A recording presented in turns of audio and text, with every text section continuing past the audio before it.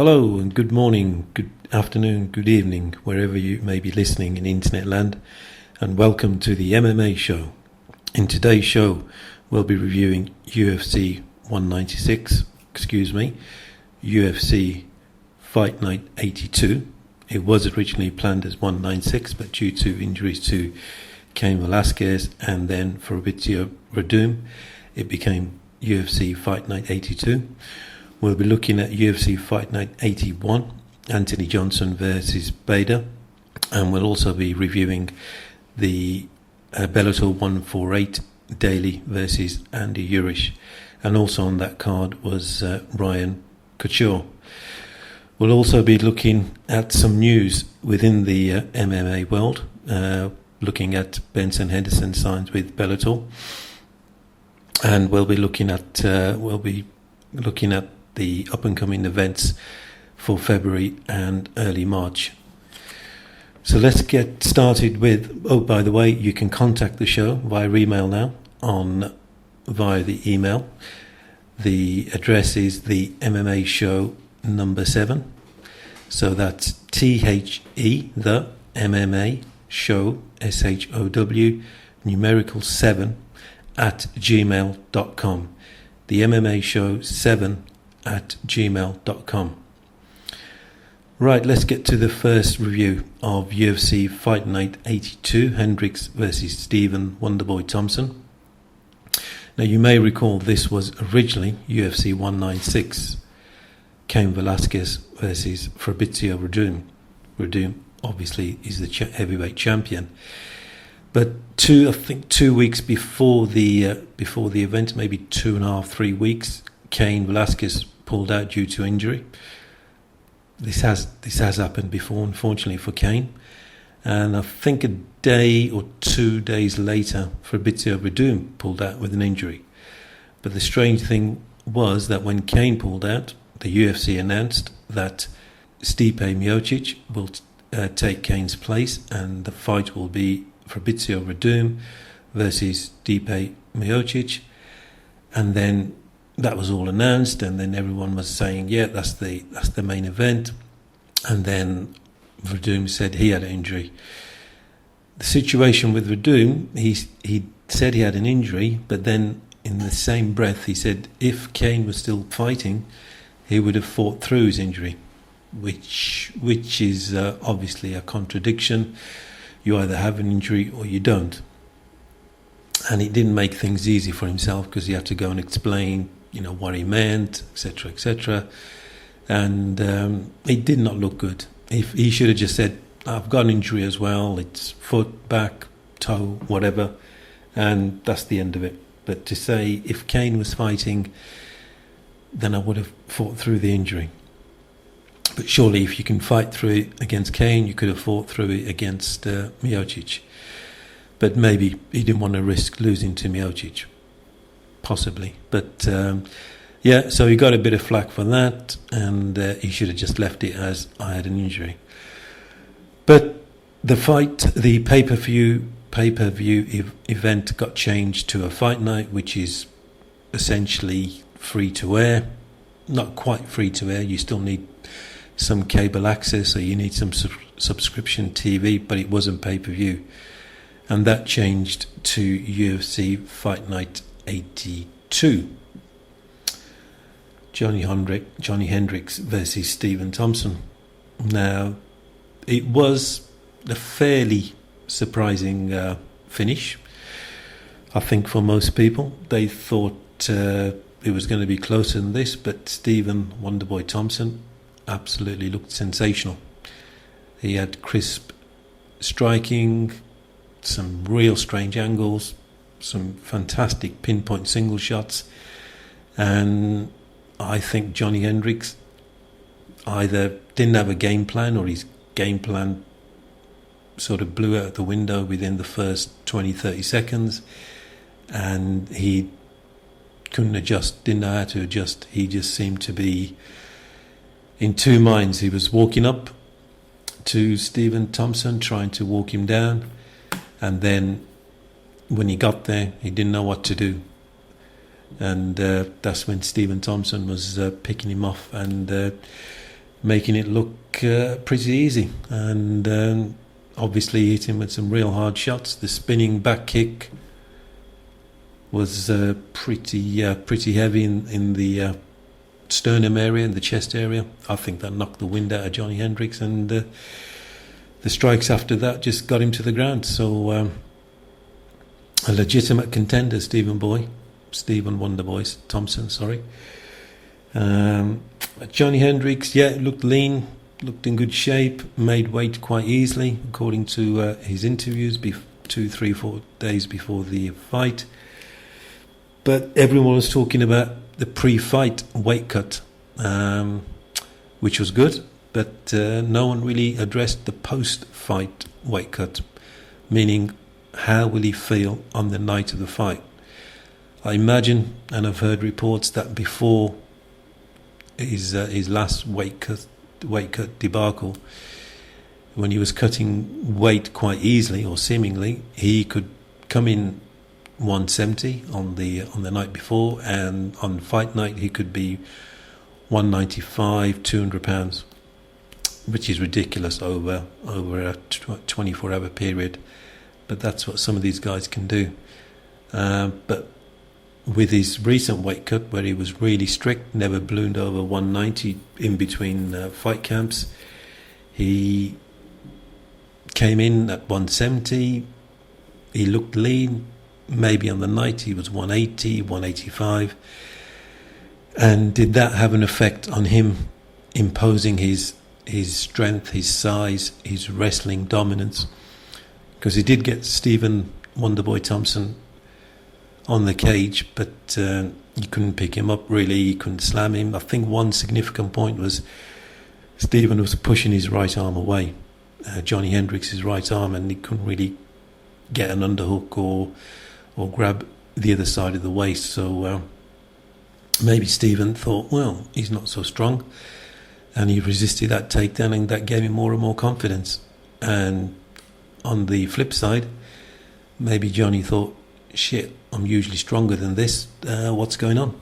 And lost his confidence in a takedown, because I don't think he attempted a takedown after that initial attempt against the cage, where there was about 15-20 seconds of grappling or position play against the fence. But handed to Stephen Thompson. He done the business.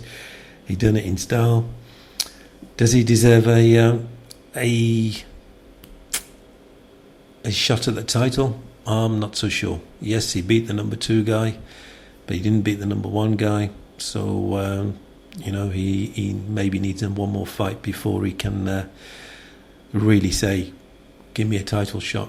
You still got Tyron Woodley, who's been promised a title shot 50 million times. But he's definitely a contender, and look forward to seeing his next fight.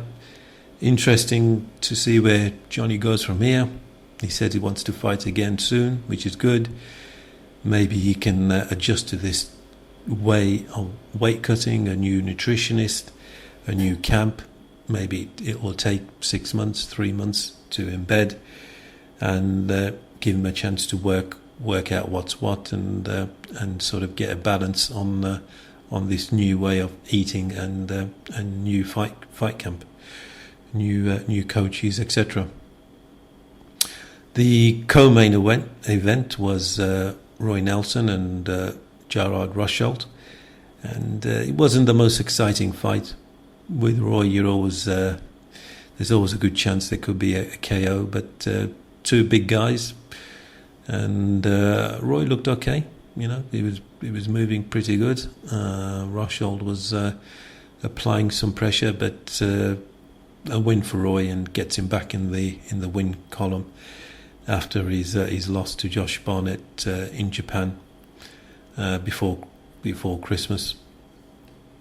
The third fight was Saint Preux versus Cavalevante, and Saint Preux, I think, got injured in the first round. Midway through the first round, he went for a leg kick, and he sort of position on the ankle was obviously awkward, and as he came back off the leg kick, he tried to plant it, and you could see it visibly.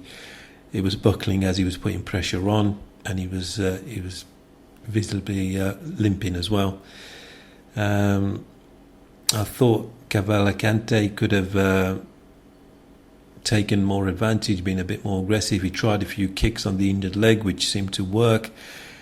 Got St. Peru hopping a bit more, and but he wasn't really going for a finish, and he seemed to back off too much, which gave St. Peru a bit more time. And then second round he got a bit better, and third round I don't think you could visibly see him limping, and he got some good shots, and Cavalcante was sort of backing up from the midway of the second round, and he should have in the first round really maybe gone for a few aggressive takedowns. When you're scrambling, your foot position is all over the place, and you're stretching out your legs, and he could have easily have maybe snapped his ankle while he was trying to resist a takedown. But a good win for St. Peru. The third fight was Benavidez versus Makoski, and that was a good fight. Benavidez was pretty sharp on his feet. Makoski was going for a lot of takedowns. He got Benavidez down a few times, but didn't really cause any damage, and Benavidez looked pretty comfortable for that win. The fourth fight was Kurnikov versus Nicholson. This was a good fight. Kurnikov is an absolute beast in the light heavyweight division. Looks very muscular and very strong, and he was pretty dominant, and the finish was pretty brutal, especially for Nicholson, because he got him in a neck crank from effectively twisting his neck, and his arm was around Nicholson's jaw, and you can actually hear that snapping, which was not a lovely sound. But the bad thing for Nicholson was that he actually came into this fight from the previous fight where he had a broken jaw, he had pins in his jaw, and I think this fight was a few weeks' notice, and he still had pins in, but he took those pins out, and he comes into this fight and gets finished by a neck crank, which breaks his jaw again. So I think next time he'll need quite a lot of time to actually heal up and try to get it healed up properly, and then go in for the next fight. The last fight in the main card was Mike Pyle, the veteran. I think he's 40 years old now, against Spencer. A good fight, good stand-up fight, and a very good finish for Pyle. So showing he's still got some skills. He finished it with some good kicks, some good knees, and got the stoppage. So I think he was on a 2-fight losing streak. So that was good for him to get back to winning ways. And at 40, he's doing a good job. In the prelims, one of the most interesting backdrop story was Josh Berkman versus KJ Noons, and Josh Berkman has dropped down to 155, and he lost 18 pounds in 24 hours, which can't be good for you. But he made weight, and he got the win. So good on him. Moving on to UFC Fight Night 81, New Jersey, which is Anthony Johnson versus Bader. The main event, Anthony Johnson versus Ryan Bader, was pretty quick, and Johnson made pretty short work of that. And the way Bader came out, he didn't really give any time to take a reactive takedown or give Anthony Johnson a chance to throw a couple of punches where he could maybe duck under, change levels.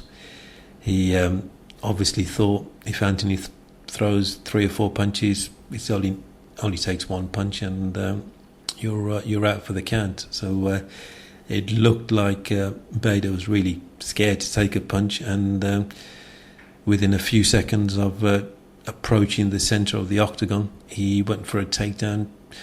I think at least 6-7 yards away from Johnson. Sort of got a single leg, but Johnson defended it well. Circled, took his back for a while. They scrambled. Bader had a sort of a double wrist lock Kimura, but he never really looked to have Anthony Johnson in trouble, and he couldn't hold on to that forever. And as he let go, Johnson took control, got his back, and I think he actually TK'd. He was out for a bit, Bader, from punches from the side of his head. So a very comprehensive and dominant performance from Johnson. Bader just didn't want to really. You can't blame him for not exchanging, but maybe he should have danced around a bit and take a chance of letting Anthony throw some punches and try to get in close. But I suppose it's easier said than done. So Johnson, I can't see anything else apart from getting the winner of John Jones and Daniel Cormier, DC. So that would be Daniel Cormier Johnson 2 would be intriguing, but John Jones versus Anthony Johnson, that would be really exciting to see how John would cope with Anthony Johnson coming in and absolutely letting go of those atomic bombs that he hides in his gloves. So that's interesting and fascinating potential matchups in the light heavyweight division. The co-main event on that card was Ben Rothwell versus Josh Barnett, and I think the way it finished, no one actually predicted that. Josh Barnett, excellent grappler, submission wrestler, catch wrestler, and getting choked out by Big Ben Rothwell.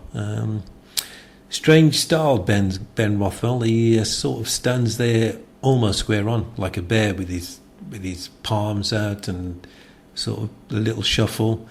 And then when he does get into stance, it's not really a 45-degree stance or a side on. It's sort of just a slight shuffle to the right and for his orthodox stance, and it's still semi-square on.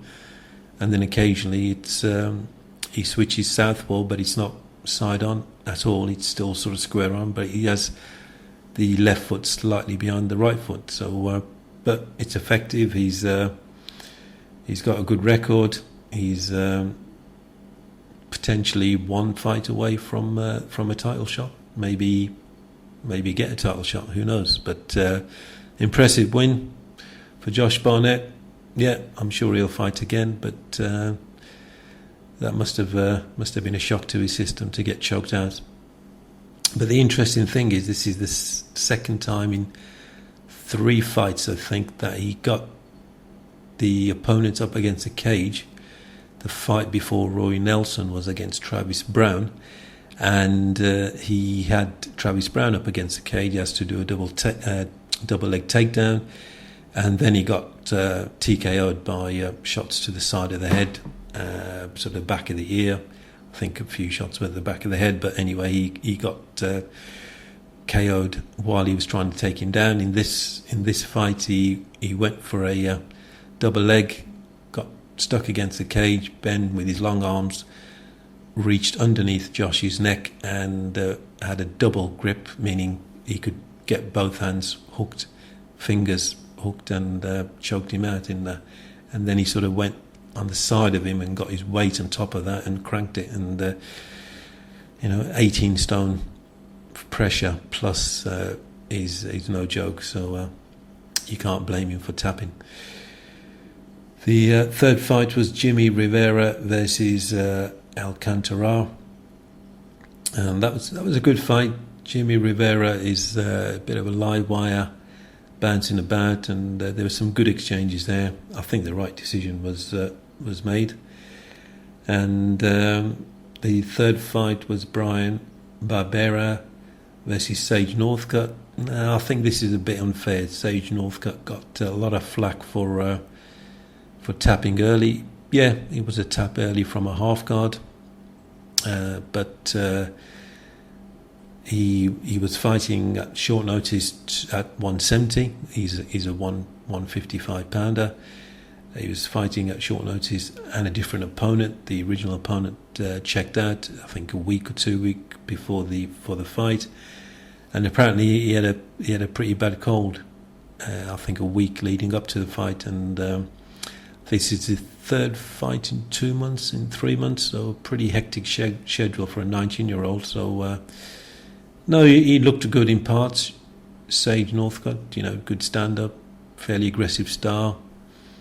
But Brian seemed to be weathering it good and came back obviously with the submission win once Sage went to ground. I think there was an exchange and he tried to do a capoeira type cup, like a cartwheel.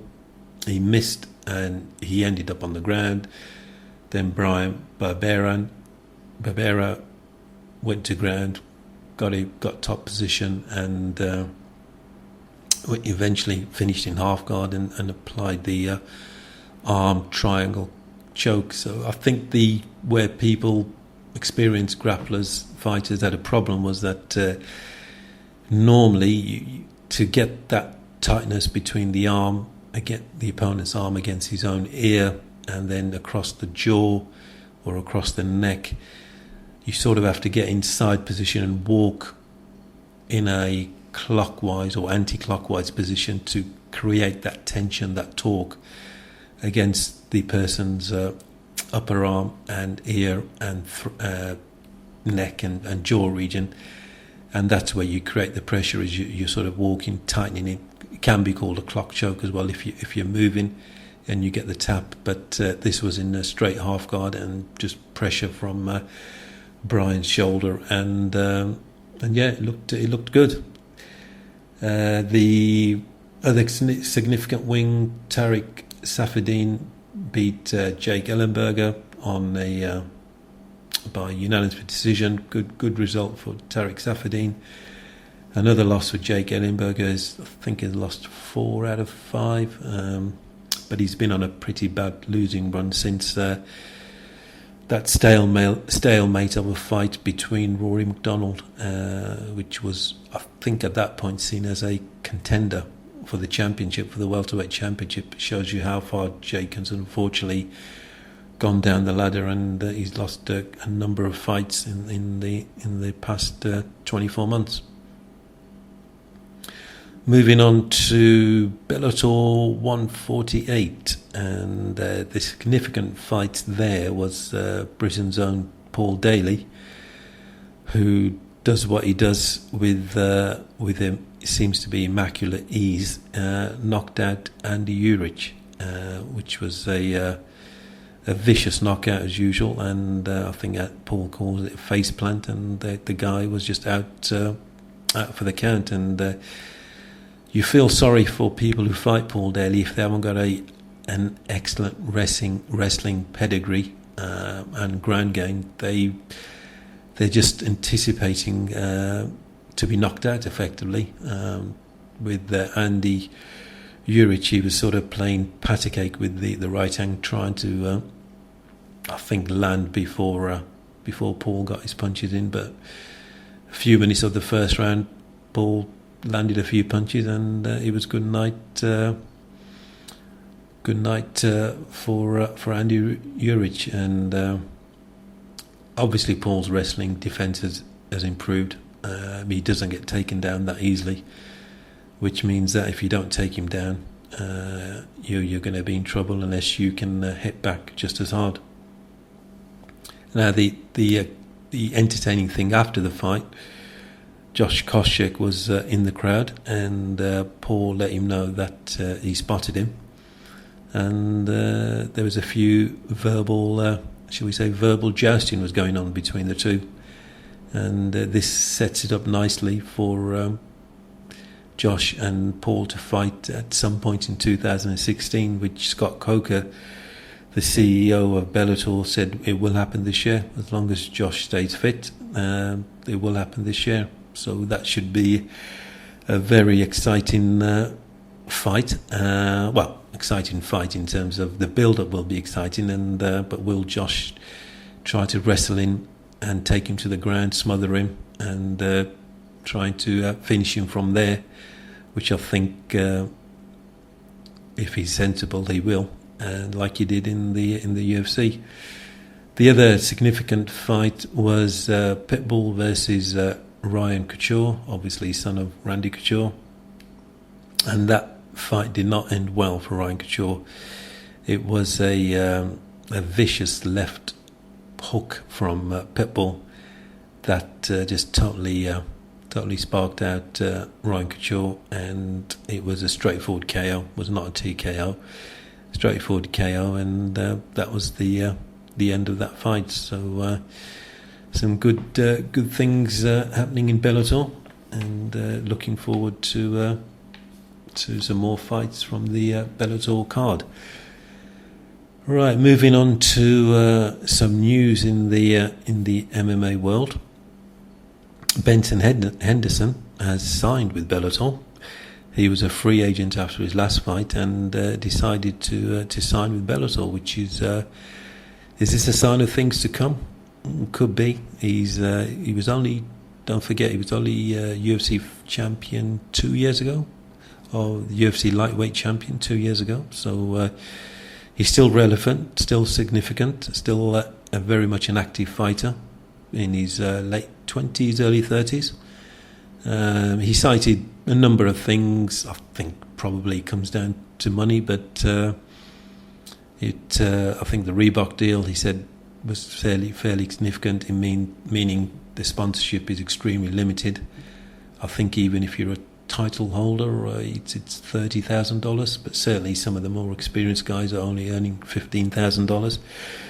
Where, if you believe reports, they could be earning $50,000, $100,000 just from sponsorship.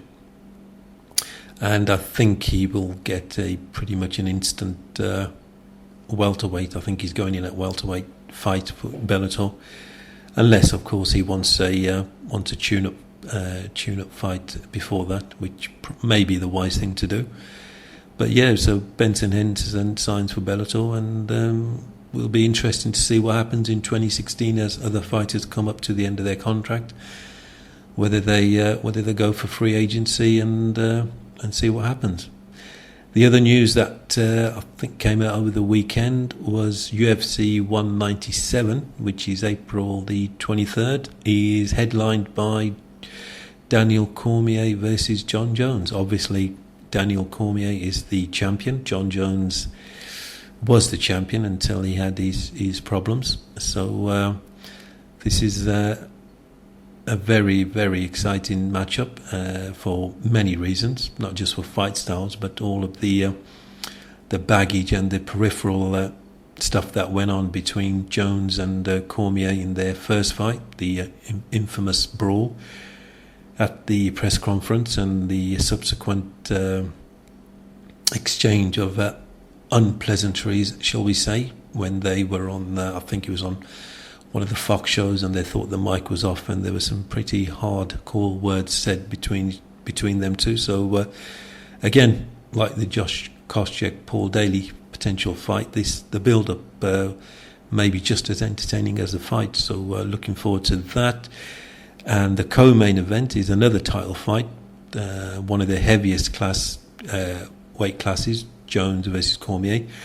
And we, in the men's division, I think it is the lightest weight, the straw weight, 225 pounds, Demetrius Johnson versus Henry Cejudo.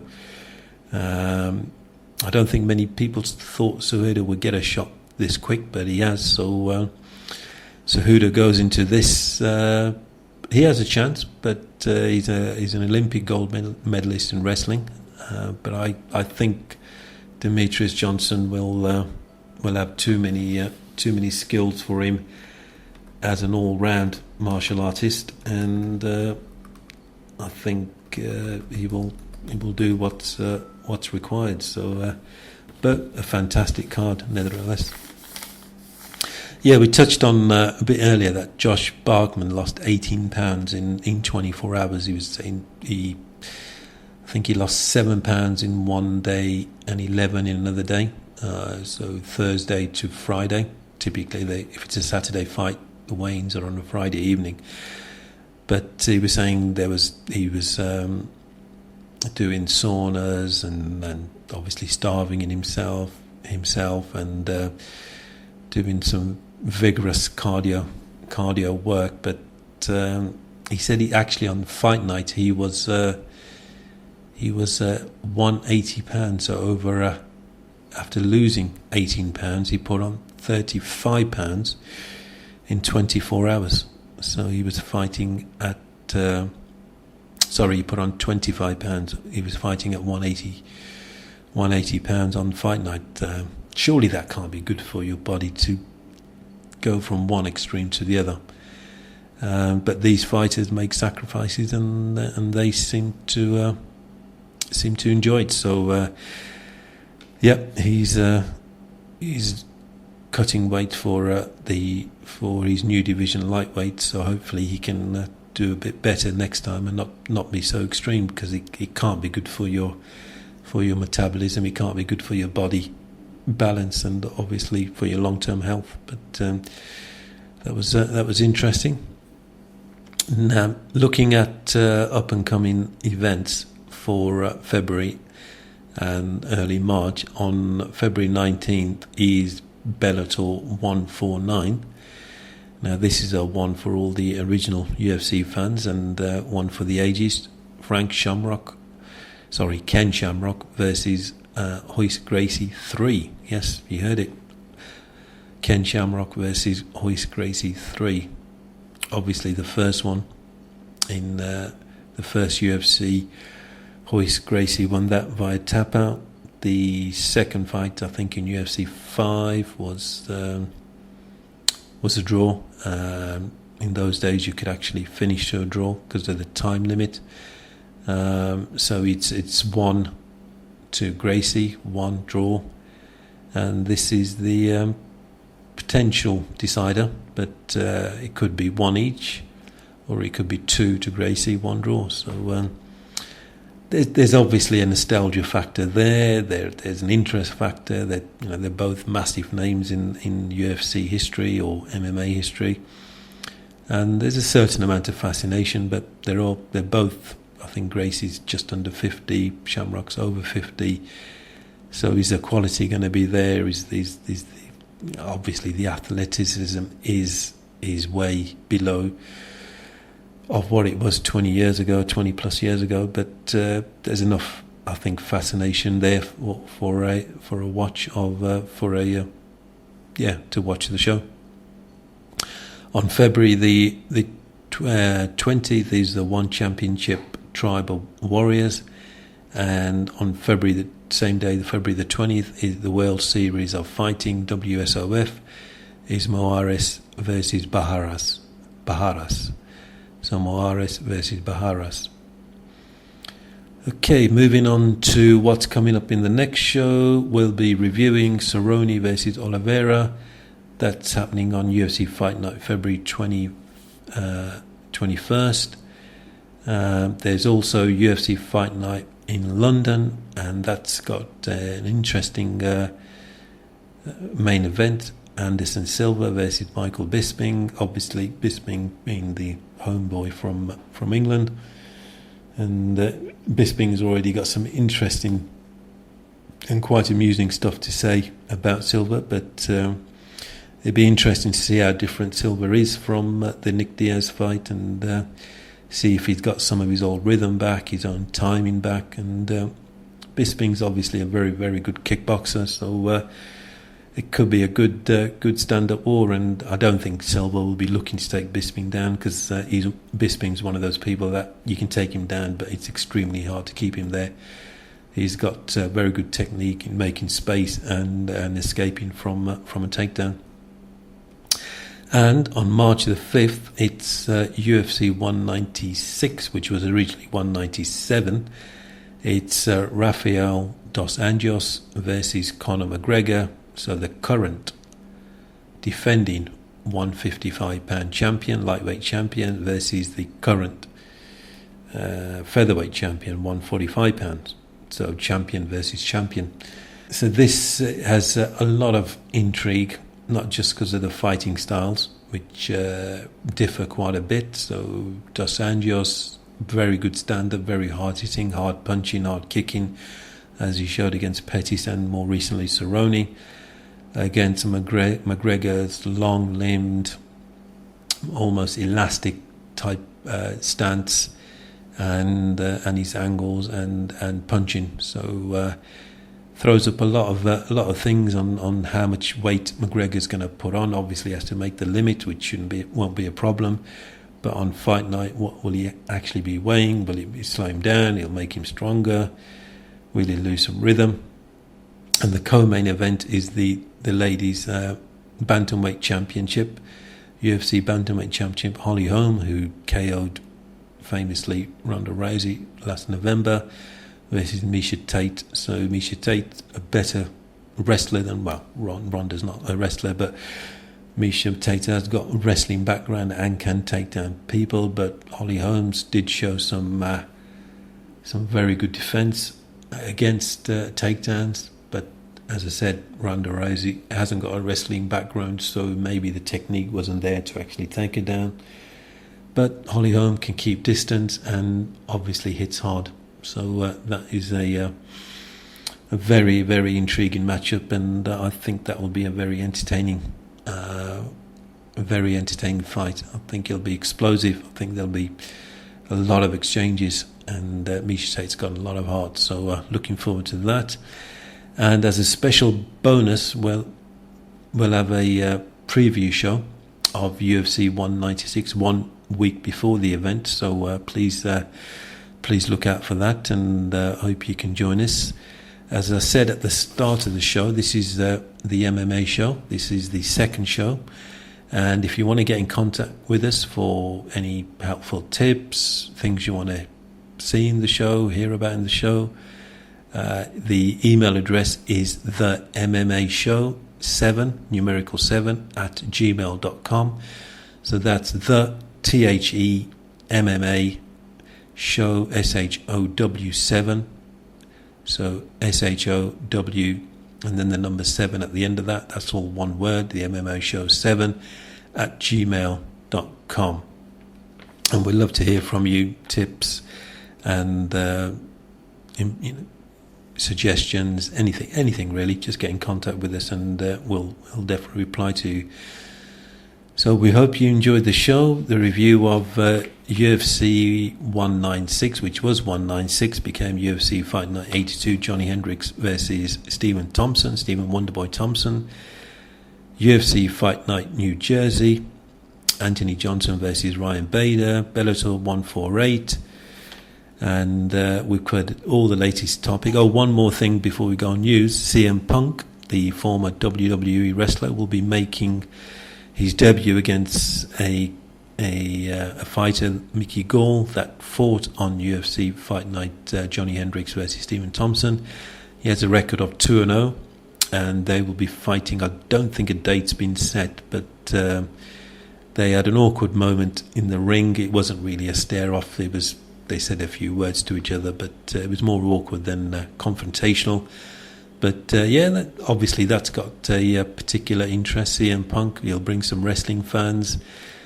It'll be very intriguing to see how a wrestler, professional wrestler, you can say not real wrestler as in Olympic wrestling, but he would have learned some things in submission wrestling, possibly adapting to real fighting, quotations, in MMA, multifaceted fighting in MMA. And I think did he sign about a year ago, say 8 months to 12 months, so he's had about 8 months of training, and to see just from a fascination point of view, to see how he comes across and see what he can do. So once again, thank you for listening to the MMA show. We hope you found this informative and engaging, and thank you for listening, and we'll we'll we'll see you next month. Thank you.